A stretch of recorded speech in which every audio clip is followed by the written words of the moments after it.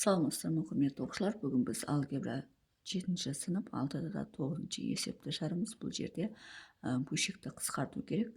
Бұл бөлшекті қысқарту үшін бұл жерде өзі қысқартуға беріліп қойған екен. Енді мына 3 пен 9-ды қысқартамыз. 9-ды 3-ке бөлсек 3 қалады.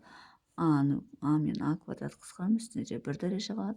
А плюс Б мен мына жерде 1 дәреже қалады. Сонда бөлшектің алымында А плюс Б қалады. Бөлімінде 3, мында А қалады. Сонда А плюс Б бөлінген 3А болады екен. Екінші 10А квадрат Б X минус Y-тің жақшаның сыртында квадраты бөлу 15А-ның 4 дәрежесі Б X минус Y-тің 3 дәрежесі тең.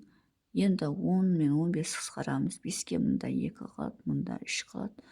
А квадрат пен А4 қысқарамыз. Мына жерде квадрат қалады, Б мен Б қысқарып кетеді.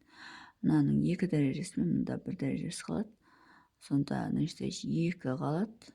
Бөлшектің алымында бөлімінде 3, мында А квадрат, сосын мынаның 1 дәрежесі X минус Y болады екен. Бұл бізде екінші есептің жауабы.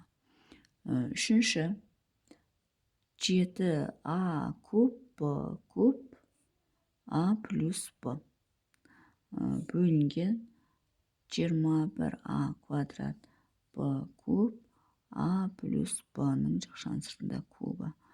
Енді 7 мен 21 мына жерде 1 болады, мына жерде 21 7-ге бөлсек 3 болады. А квадрат кетеді, мына жерде 1 дәрежесі қалады, А-ның 1 дәрежесі, Б куб пен Б куб кетеді.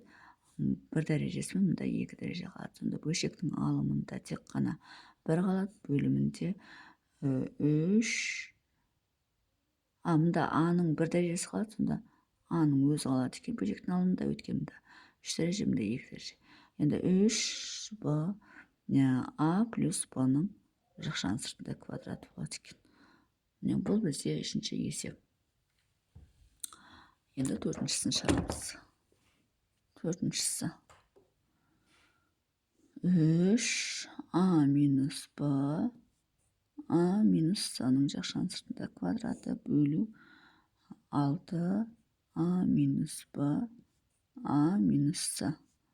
Енді бұл жерде 3 пен 6-ға қараймыз. 3-ті 3-ке бөлеміз 1 болады, 6-ны 3-ке бөлсек 2 болады.